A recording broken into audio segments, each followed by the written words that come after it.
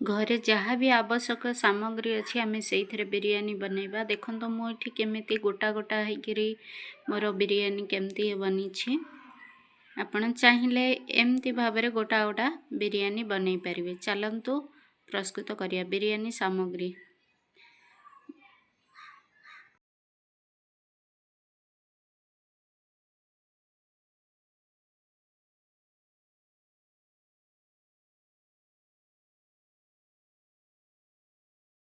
आमे भात प्रस्तुत करनेबा।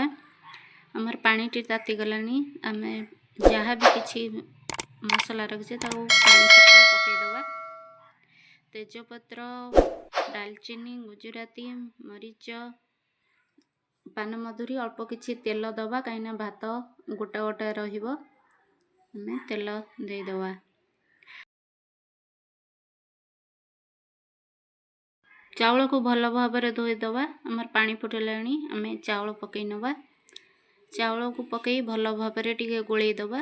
गोलै देकी अल्प किछि लुण टिके पकईदबा कहीं भात टे टेस्ट लागिबो। गोलै सारिकी ढांकुणी घोड़े नबा। भातटी फुटी आसला बेलू कागजरू आमे मंजी बाहर करिकी चुपुड़ी नेबा। कागज पकेइबा द्वारा चाउल गुड़िक आमर गोटा गोटा भल भाव में हो। आपण ये भात चिपिकी देखिए भात अधारू अधा रखिबा। आमर ये भात हो आसलानी। आको आमे काढ़ी नबा।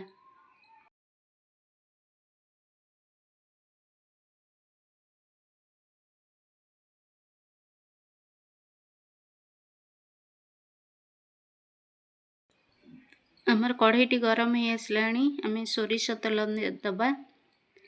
सोरिष तेल देकी आमे काटी रखिथिबा पियाज को भल भाव में फ्राए करि नबा।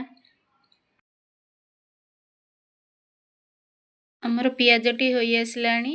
आमे बाहर को काढ़ी नबा।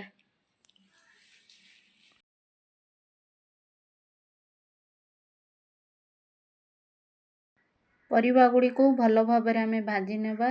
प्रथम गाजर किछि समय भाजी हला परे आमे सेथिरे बीट मध्य भाजी नेबा।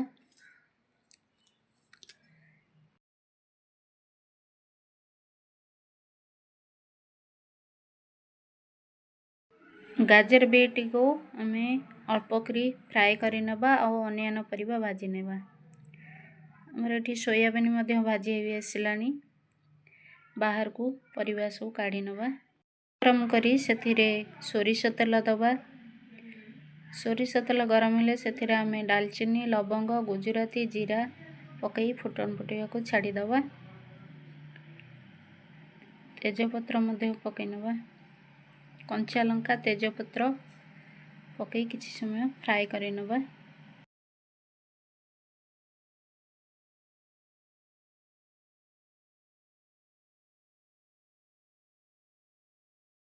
किछि समय फ्राए सला परे आमे बाटी रखिथिबा अदा, रसुण, धनिया को पकई देई भल भाव में गोलै नबा।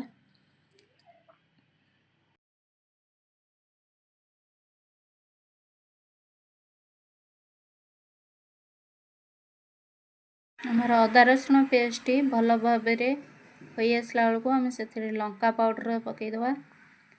लंका पाउडर पकई सारी आमे तो गोलै नबा। गोलै सारी किछि समय परे हल्दी गुंड पकई नबा। एठी भल भाव में कसी हला बेलू आमे अल्प किछि पानी दबा। पानी देई भल भाव में कसी नबा।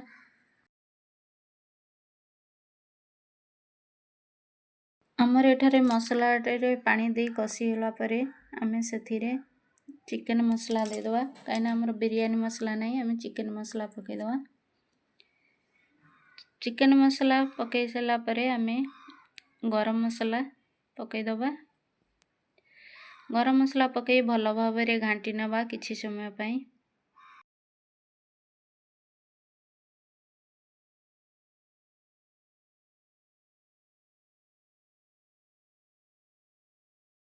हमर मसलाटी कसी आसलानी। आमे भाजी रखिथिबा अन्य परिबा को पकई करी गोलै नबा। आ किछि समय पई टिके कसी नबा। ଆମର କଢ଼େଇରୁ ତେଲ ଛାଡ଼ି ଆସିଲାଣି। କଢ଼େଇରୁ ତେଲ ଛାଡ଼ି ଆସିଲାଣି, ଆମର ପରିବା ସନ୍ତୁଳି ହେଇଗଲାଣି। ଆମେ ଲୁଣ ଦେଇକିରି କିଛି ସମୟ ପାଇଁ କଷି ନେବା।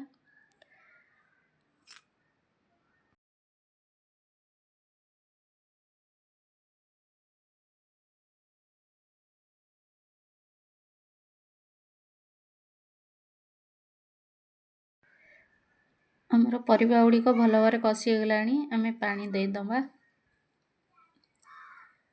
ଅଳ୍ପ କିଛି ପାଣି ଦେବା। ଭାତକୁ ଲକ୍ଷ୍ୟ କରି ଆମେ ସେଇ ଅନୁସାରେ ପାଣି ଦେବା। ପରିବା ବି ଆମର ଦର ସିଝା ହେଇଯାଇଛି। ପାଣି ଆମର ଏଠାରେ ଫୁଟିଗଲାଣି। ଆମେ ତା ଉପରେ ଭାତ ଗୁଡ଼ିକ ସ୍ପ୍ରେ କରିକିରି ଦେବା। ପ୍ରଥମେ ଗୋଟିଏ ଲେୟାର ଭାତ ଦେଇଦେବା। ଭଲ କରି ଚଟକା ଖରିକାରେ ସ୍ପ୍ରେଡ୍ କରିକିରି ଦେବା। ଭାଜି ରଖିଥିବା ପିଆଜକୁ ତା ଉପରେ ଆମେ ସ୍ପ୍ରେଡ୍ କରିକିରି ଦେବା।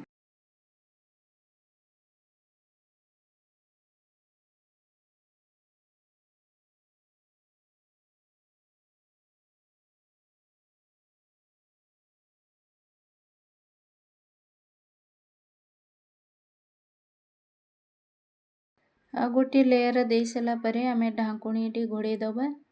ଅଧଘଣ୍ଟିଆ ପାଇଁ ଲୋ ଆଞ୍ଚରେ ଆମେ ବସେଇ। ଆମର ପ୍ରସ୍ତୁତ ହେଇଗଲା ବିରିୟାନୀ। ଦେଖନ୍ତୁ କେମିତି ଗୋଟା ଗୋଟା ଭାବରେ ହେଇଯାଇଛି, ଭାତ ବି ଲାଗି ନାହିଁ।